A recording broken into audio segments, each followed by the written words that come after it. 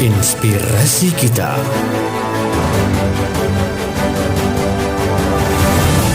Inspirasi kita. Misalnya selama kita mau gitu. Oke kalau gitu. Dipersembahkan Gelora TV Pemalang.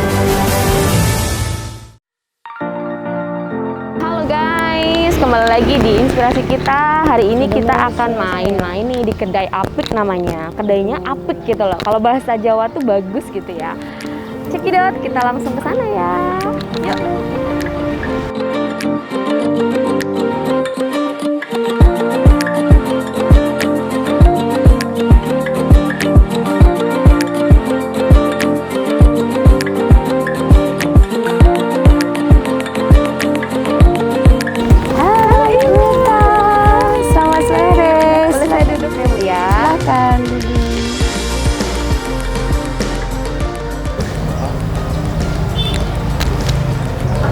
Pesennya dulu ya, Bu.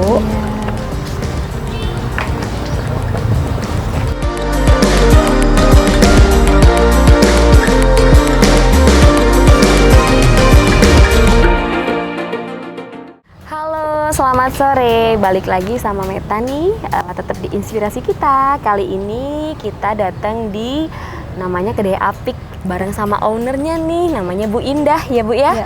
Ibu Indah, apa kabar? Alhamdulillah luar biasa. Luar biasa. Itu yang harus kita usahakan terus ya Bu ya di masa pandemi yang kayak gini nih. Kita mau main sekaligus bincang-bincang, boleh ya Bu ya? Boleh, sangat boleh. Oke. Ibu, gimana dari pagi aktivitasnya apa aja hari ini? Aktivitasnya biasa di kedai saja, menunggu customer datang dan menemani anak-anak. Oh, jadi tidur juga di sini ya Bu ya? Kadang di sini, kadang pulang ke rumah. Gitu. Iya. Jadi aktivitasnya dari pagi cuma jaga kedai apik sama ngurus anak-anak.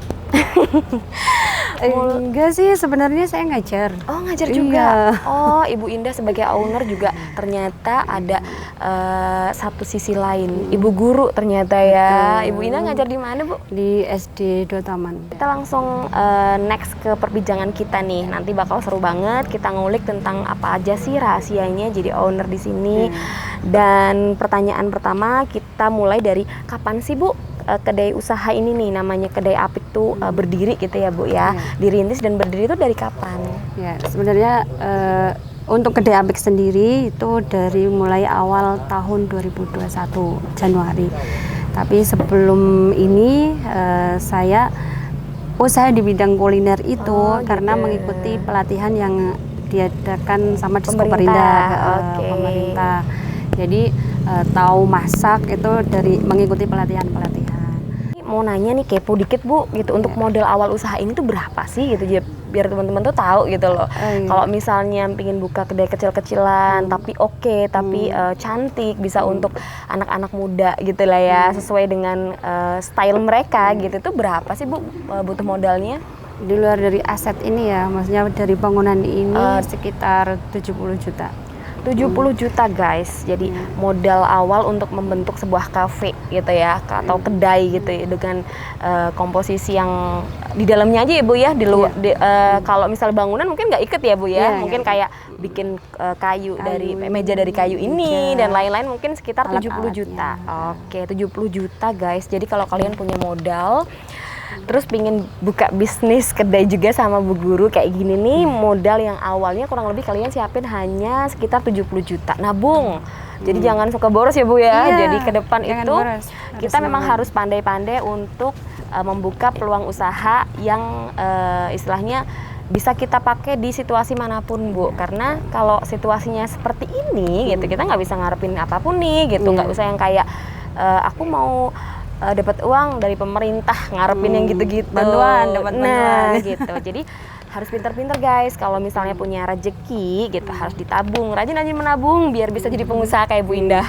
Amin. Amin ya Bu ya. Bikin Ibu tuh tertarik atau misalnya ada hal lain yang mendorong Ibu arahnya pingin buka kedai gitu. Kedainya tuh yang istilahnya lebih ke kayak milenial ya gitu. Yang pertama itu membuka lapangan kerjaan. Karena banyak anak-anak ya, utamanya lulusan-lulusan yang sekarang banyak yang tidak bekerja. Memang untuk saat ini kedai hanya bisa menampung beberapa anak saja. Berapa Bu kalau boleh tahu? Awalnya 6. Oh 6. Oke. Awalnya 6, setelah PPKM bukannya mengeluarkan tapi anak tersebut keluar sendiri. Sekarang gitu. tinggal 4. Tinggal 4. Ibu guru yang benar-benar memikirkan anak muridnya juga nih. Karena memang posisinya gini Bu, banyak anak-anak yang lulus SMA khususnya yang dia belum punya skill, terkadang masih bingung juga Bu gitu. Dia mau bekerja di mana gitu, bekerja sebagai apa gitu. Pada kenyataannya seperti itu gitu. Jadi ibu ini membuka kedai, alasannya salah satunya yang mendorong itu pingin banget nih gitu, buka peluang usaha untuk anak-anak yang belum bekerja gitu. Motivasi lain apa Bu? Yang Motivasi lain ini tuh sebagai wadah ya, komunitas. Kebetulan ini juga sebagai kayak posko ya, poskonya posko KPK untuk komunitas Pemalang yang tadi ya Bu ya, komunitas peduli kali Pemalang. Oh, ya. oke. Dan yang tidak KPK hanya itu ya Bu ya. Oh, jadi poskonya juga di sini. Oke. Dan siap. tidak hanya itu saja, jadi kedai ini itu untuk pertemuan komunitas-komunitas lain. Misalnya komunitas mancing, komunitas sepeda, terus komunitas Karang Taruna, dan kita memfasilitasi untuk mereka, misalnya Karang Taruna mau ada pertemuan, ya bisa dilaksanakan di sini. Dan gitu. semisalnya tidak ada dana nih, ya bisa juga, pokoknya silahkan tempati ini. Oh gitu, hebat banget loh. Jadi di sini bukan cuma membuka kedai dengan konsep yang didapat duit gitu, uang gitu, tapi sosialnya dapat. Malang itu namanya Apik itu kan bagus ya. Kenapa sih namanya bisa dapat nama kedai Apik itu, kenapa, dari mana gitu? Sebenarnya ini ada cerita panjang nih Mbak. Oh, tapi bisa boleh di skip aja ya. sedikit gitu ya Bu ya. Kedai Apik ini kita sayembarakan. Sebenarnya ini nama bukan dari saya, suami atau keluarga, tapi kita sayembarakan.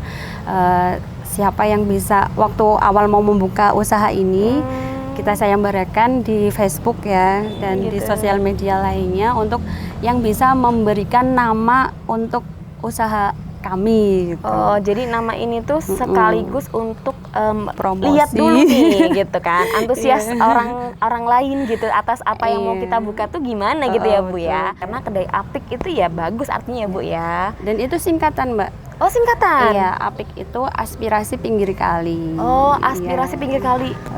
Di kedai Apik tuh menunya apa aja Bu? Yang spesialisnya di sini? Spesialnya yang banyak orang.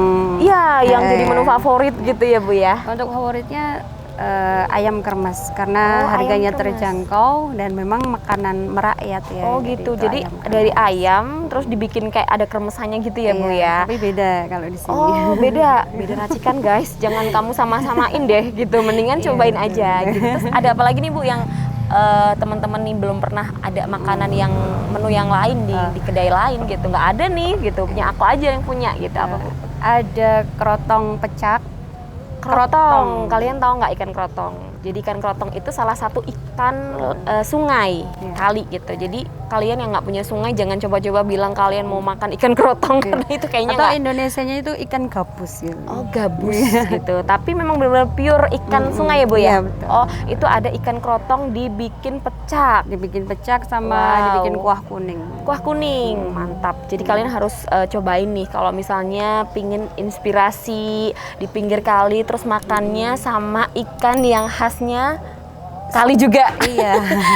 Nah itu dia memang luar biasa. Jadi ada beberapa menu kecil juga ya Bu ya untuk cemilan. Kalau misalnya ikan krotongnya di harga berapa Bu? Kalau ikan kerotong itu 25.000 satu porsi. Satu porsi udah sama sambal ya Bu ya? Udah sama sambal, sama sayur, sama nasi. Sayurnya pakai sayur asem gitu ya Bu ya? Kalau pecakan pakai sayur asam. Wow, ya ampun jadi ngiler banget nih loh. 25.000 ya Bu ya? Luar biasa, bisa untuk nabung guys. Jadi makanan yang merakyat, tapi makanan yang berkualitas juga ya Bu ya? Dan ikan kerotong ini berkhasiat. Oh gitu. Biasanya kalau habis pasca operasi gitu, sesar iya benar-benar. Jadi biasanya kayak dicari untuk cepet menyembuhkan gitu ya, kayak pengeringan luka-luka gitu-gitu. Wah, jadi untuk kalian yang pingin makan habis jatuh atau habis operasi pasca penyembuhan, pingin makan yang seger-seger atau yang bergizi sekelas ikan gabus, di sini ada. Itu setiap hari ada Bu? Setiap hari ada. Setiap hari ada. selain itu tuh kayak tadi aku juga lihat tuh ada menu kopi juga ya Bu ya. Betul, karena kita kan konsepnya kedai. Kalau kedai itu kan identik dengan kopi ya. Kopi ya, ini menarik juga sih karena aku juga pecinta kopi Bu. Iya. Dan kopinya ada menu apa lagi Bu? Untuk kopinya kita ambil dari, karena kita di Pemalang, kita mau mempromosikan Pemalang juga, kita pakai kopi produk Pulau Sari. Wah, itu aku suka loh Bu. Yang robusta atau arabica? Robusta ada, arabica ada. Wah, jadi seneng banget guys. Jadi karena memang pecinta kopi, jadi aku tahu banget kalau misalnya Pemalang itu punya juga kopi yang khas Pemalang. Jadi dia adanya di Pulau Sari ya Bu ya. Kopinya tuh memang strong banget guys. Dan aku beberapa kali menemukan kopi-kopi yang lain tidak seenak itu Bu. Kita bangga juga Bu punya kopi sendiri gitu. Nanti aku mau coba ya Bu ya. Iya boleh. Jadi ada beberapa menu juga di kopi. Ada tadi aku sempat lihat ada kopi apa Bu? Coffee latte ya? Kopi latte, Kopi latte. Vietnam drip.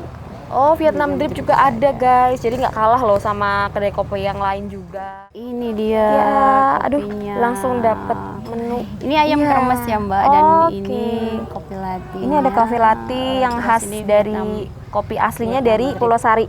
Ini ada apa Bu? Ini Vietnam drip ya. Wow, nanti kita coba semua. Ya, makanannya udah datang. Sambil kita tunggu adem dulu. Iya. Kita mau ngobrol lagi Bu, lanjut. Kalau misalnya Ibu nih di sini kan sebagai ibu guru juga. Siapa aja yang berperan untuk pengelolaan kedai Bu? Yang berperan di sini tentunya suami ya. Suami ya. Dan teman-teman komunitas juga yang mereka mendukung dengan adanya usaha ini. Terus anak-anak yang bekerja di sini. Oh. Oke. Jadi mereka hanya ruang lingkupnya masih pribadi banget ya. Ibu nih punya kedai kayak gini kan, tempat makan gitu. Ibu ada nggak sih rintangan dan hambatan yang ada nih untuk pengelolaannya di sini, atau untuk kayak dari Januari ya Bu ya? Januari, Februari, Maret, April, mungkin hampir udah 6 bulan lebih ya, setengah tahun. Itu rintangannya apa aja sih Bu? Kita bagi-bagi. Rintangannya itu kita terkendala sama PPKM ya Mbak ya. Ya, mungkin hampir karena semua ya, Bu, ya. awal buka itu walaupun ada pandemi kan kita masih bisa untuk usaha, orang-orang konsumen bisa makan di sini. Makan gitu. di tempat ya Bu Ya, ya? makan di tempat. Oke. Nah itu rintangannya memang itu. PPKM yang pemerintah itu mewajibkan untuk kalau makan dibawa Tidak boleh pulang. di tempat, Padahal biasanya untuk kayak kedai itu biasanya lebih Tempat fokus nongkrong. ke tempat yang kita Nongkrong, ngobrol iya, gitu, ngobrol ngobrol. sambil makan sambil ngopi gitu ya Bu ya. Mungkin betul. lebih akhirnya males dateng gitu, dan ada penurunan untuk pemasukan ya Bu ya. Sangat turun. Oh iya, oke, siap. Jadi cuma mungkin karena PPKM ini nanti next kalau misalnya memang udah benar-benar kita udah kembali lagi, mungkin bisa rame lagi ya Bu ya. Berdoa kita bisa istilahnya langsung nih kejar target gitu ya. Teman-teman dikasih tahu semuanya lewat jaringan, semuanya bisa makan di sini asalkan dengan protokol kesehatan yang sesuai gitu. Dan kami sangat ini Mbak, masalah kesehatan, protokol kesehatan kami terapkan juga di kedai ini, dan para anak-anak di sini juga sangat itu tadi menerapkan protokol kesehatan, wajib sih ya Bu ya, karena kita sediakan masker juga, barangkali tamu terus untuk ada yang masuknya pakai mungkin ada cuci tangan Iya, ada juga cuci tangan. dan lain-lain gitu ya Bu. Mungkin karena ini juga tempatnya outdoor ya, jadi lebih enak, situasinya lebih kayak bisa jaga jarak, kita bisa interaksi yang nggak terlalu deket juga bisa gitu ya Bu ya. Jadi jangan khawatir guys gitu, walaupun di tengah-tengah kondisi efek corona pandemi yang seperti ini, kedai Apik punya Ibu Indah ini tetap menerapkan protokol kesehatan yang aman gitu. Oke Bu, dikit nih agak sensi banget gitu. Aku nanya gitu. Kalau misalnya keuntungan bersih berapa sih Bu? Kalau misalnya satu harinya tuh untuk kedai Apik ini? Untuk awal kita buka dari Januari ke sebelum PPKM itu, untuk omset satu hari itu 2 sampai 3 juta Mbak. Bersih ya Bu Iya. ya? Wow. Omsetnya. Omset kotor berarti? Ya, omset kotor. Omset kotor 2 sampai 3 juta. Itu kalau untuk keuntungannya mungkin bisa hampir 50% ya Bu ya? Iya. 50% guys. Jadi karena Ibu ini biasa mengelola sendiri, jadi Ibu Indah tahu gitu pasar mangsa pada saat sebelum PPKM sampai sekarang.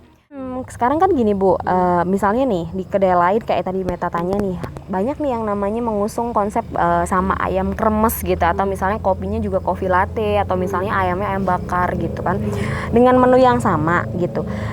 Gimana sih Ibu mengatasinya tuh gimana supaya orang tuh yakin bahwa menu di kita tuh lain gitu, karena misalnya nama-namanya tetap sama gitu, tapi tetap lain punya kita gitu. Gimana ngatasinya Bu? Ya, kita tetap mempertahankan rasa Mbak, rasa jangan berubah. Gitu. Itu satu.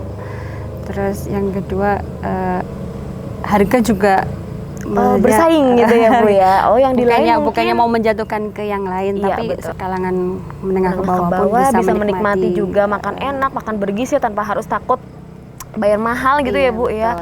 Jadi untuk kualitas rasa mungkin Ibu dari menggunakan bahan-bahannya juga guys, ini real loh. Ini mulai dari potongannya aja rapi banget, terus bersih, terus aku lihat juga penataannya bagus gitu kan. Terus dari sambelnya nih guys gitu, sambelnya tuh benar-benar kayak yang baru banget, bukan kayak sambel yang lama gitu. Itu juga menunjukkan bahwa kualitas dari kedai Apik itu bukan hanya mengusung konsep sehat, tapi juga harus berkualitas gitu. Kayaknya aku udah nggak sabar sih Bu untuk makan. Ibu rahasianya apa supaya Ibu tuh tetap punya semangat yang tinggi untuk tetap bertahan di situasi yang seperti ini gitu.